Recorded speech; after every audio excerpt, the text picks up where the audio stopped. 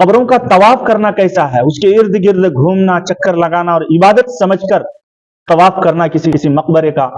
کیسا ہے، شرعی حکم کیا ہے؟ تو دیکھیے، میں نے کہا تھا کہ ایاک نعبد و ایاک نستعین، یہ عقیدہ توحید کا لازمی تقاضا ہے، لازمی حصہ ہے، یعنی ہم تیری ہی عبادت کرتے ہیں۔ جب ہم نے کہا اشہد ان لا الہ الا اللہ، تو اس کا مطلب کیا ہے کہ اللہ کے علاوہ کوئی عبادت کے لائق نہیں ہے، معبود صرف اور صرف اللہ ہی ہے، اللہ کے سوا کوئی عبادت کے مستحق نہیں ہے، کسی کی عبادت نہیں کی جائے گی اللہ کے سوا۔ تو اس میں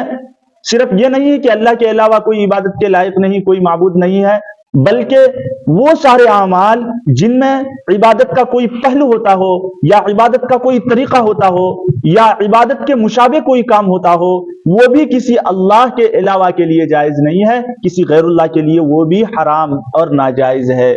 مثلا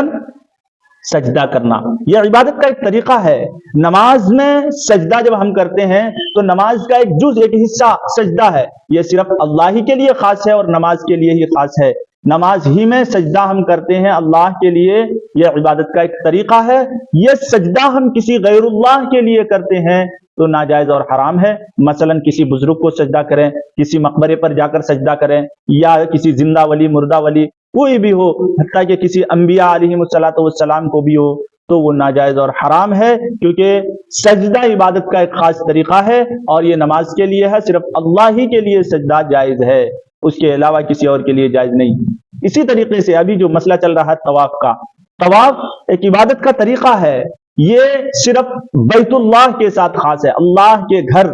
بیت اللہ خانہ کعبہ کے ساتھ خاص ہے۔ اس کے علاوہ اگر ہم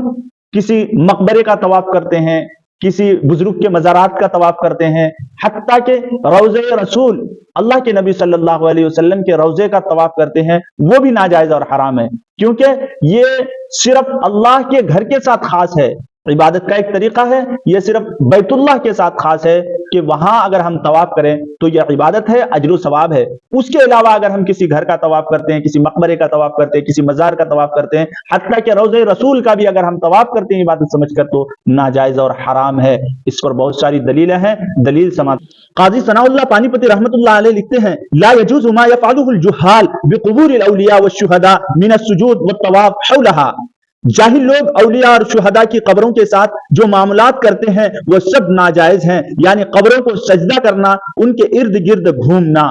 اب وہ حضرات ذرا غور کر لیں اپنے گریبان میں جھانک کر، جو اپنی قوم کو قبروں کی سجدہ کرنے سے یا قبروں کے ارد گرد گھومنے اور چکر لگانے سے نہیں روکتے ہیں۔ قاضی ثناء اللہ پانی پتی رحمۃ اللہ علیہ کے قول کے مطابق یہ قوم جاہل ہے، جہالت کی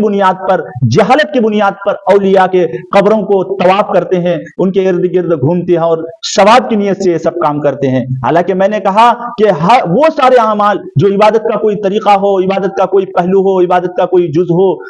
وہ سارے اعمال بھی کسی غیر اللہ کے لیے اگر ہم کر رہے ہیں تو وہ بھی ناجائز اور حرام ہے۔ طواف صرف اللہ کے گھر کے ساتھ خاص ہے، اور اسی میں اگر ہم طواف کرتے ہیں بیت اللہ میں تو یہ عبادت ہے، اجر و ثواب کا باعث ہے۔ بیت اللہ کے علاوہ کسی گھر کا طواف کرے، کسی مزار کا طواف کرے، یا کوئی بھی وہ گھر کیوں عظیم الشان کیوں نہ ہو، حتیٰ کہ روضہ رسول کا بھی اگر ہم طواف کرتے ہیں عبادت سمجھ کر، وہ بھی ناجائز اور حرام ہے۔ خود بریلوی حضرات کے پیشوا لیڈر احمد رضا خان صاحب لکھتے ہیں، بلا شبہ غیر کعبہ معظمہ کا طواف تعظیمی ناجائز ہے اور غیر خدا کو سجدہ ہماری شریعت میں حرام ہے۔ اب جو حضرات قبروں کا طواف کرتے ہیں، تھوڑا وہ اپنے اس عمل پر غور کر لیں